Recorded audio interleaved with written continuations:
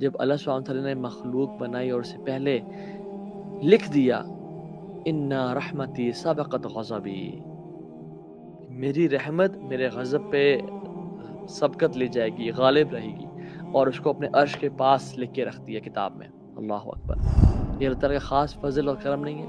یہ اللہ کی محبت نہیں؟ یہ اس کا رحمان ہونے کی دلیل نہیں دیتا کہ اتنا اکیلا اور موسٹ پاورفل ہونے کے باوجود ہماری یعنی وہ اس کو ہماری کوئی ضرورت نہیں ہے، اور ہمیں اس کی ہر ٹائم ضرورت ہے، پھر بھی وہ ہمارے ساتھ رحمان ہے اور ہم باغی ہیں۔ وہ مسلمانوں کو بلا کے کہے گا تو نے یہ بھی گناہ کیا، تو نے یہ بھی گناہ کیا، تو نے یہ بھی کیا، میں دیکھ رہا تھا۔ اللہ اکبر! انسان کہے گا یار میں تو تباہ و برباد ہو گیا، میں تو ختم ہو گیا۔ کہیں گے میں نے تیرے گناہوں کو دنیا میں چھپایا تھا نا، چل جا آج بھی چھپایا، اب تو جا جنت۔ میں ایک دفعہ چھوٹی سی بات بتاؤں، میں ایک دفعہ کعبہ کے بالکل پاس بیٹھا ہوا تھا، اور میں تھوڑی سی ہائٹ پہ تھا تو سامنے طواف ہو رہا تھا، اور میں اسی سورہ اخلاص میں فوکس کرتا ہے۔ سورہ اخلاص میں اللہ تعالیٰ کیا کہتے ہیں، ہو از اللہ سبحانہ تعالیٰ، رائٹ؟ یہ سب جو چل رہا ہے، ہم جو عبادت کر رہے ہیں، یہ ہم کیوں کر رہے ہیں، اور یہ کب سے چل رہا ہے، اور یہ کس رب کی عبادت کر رہے ہیں، اور رب ہے کیسا؟ I started pondering upon سورہ اخلاص۔ قل هو اللہ احد، ٹھیک ہے، احد اکیلا ہے۔ کتنا اکیلا ہے کہ مطلب ہمیشہ سے وہ اکیلا ہی ہے، اس کا کوئی دوست، یعنی اس کا کوئی یہ نہیں کہ میرا جگر ہے یار، یہ میرا کمپنی ہے، میں تیرے سے اپنی پرابلمس شیئر کر سکتا ہوں، ٹھیک ہے، میں تیرے سے مدد مانگ۔ وہ اکیلا ہے، بالکل اکیلا، ٹھیک ہے، اکیلا، ٹھیک ہے، بالکل اکیلا، اور شروع سے ہے۔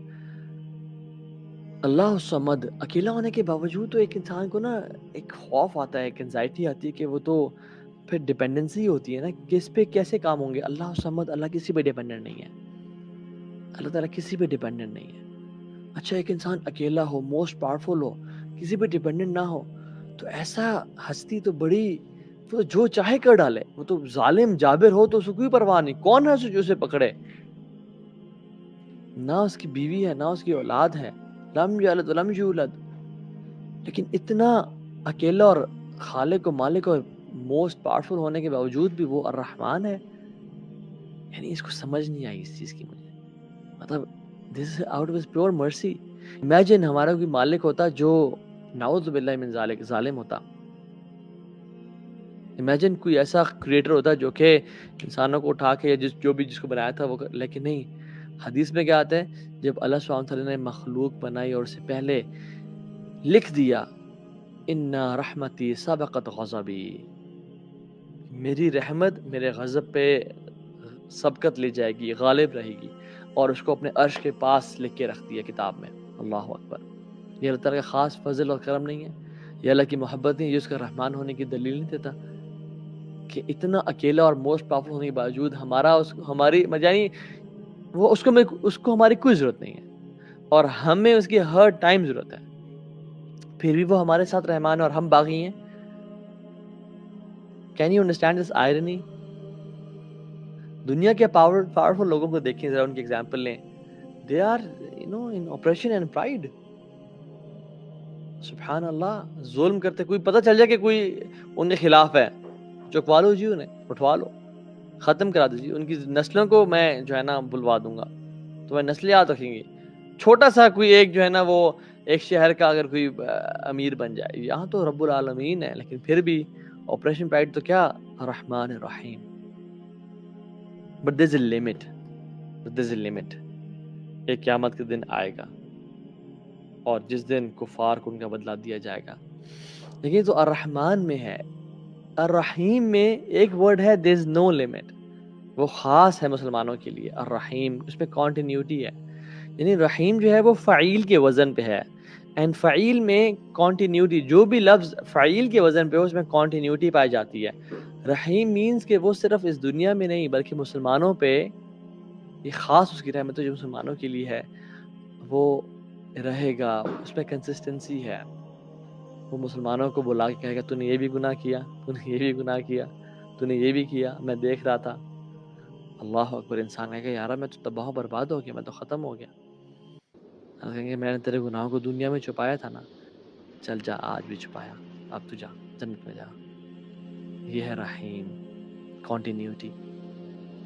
یعنی ہم لوگ نا کسی پہ کبھی رحیم ہوتے ہیں اور کبھی کسی پہ غصہ جھاڑ رہے ہوتے ہیں، کبھی اچھے کام کر رہے ہوتے ہیں، اچھے موڈ میں ہوتے ہیں، کبھی برے موڈ میں ہوتے ہیں، کبھی کوئی کام کرتے ہیں اچھا کام پھر چھوڑ دیتے ہیں. تو کنٹینیوٹی جو ہے نا، کنسسٹنسی ایک بہت بڑی کوالٹی ہے. جن لوگوں میں کنسسٹنسی پائی جائے ان لوگوں کی بڑی تعریف کی جاتی ہے معاشرے میں، ان کے بارے میں کتابیں لکھی جاتی ہیں، اور کتابیں ہیں how to achieve consistency in your life فلاں فلاں فلاں. تو کنٹینیوٹی کی جو صفت ہے نا، وہ اصل پرفیکشن اللہ تعالیٰ کی ذات میں ہے کہ اللہ سبحانہ وتعالیٰ رحیم ہے تو وہ ہمیشہ ہمیشہ کے لیے رحیم ہے.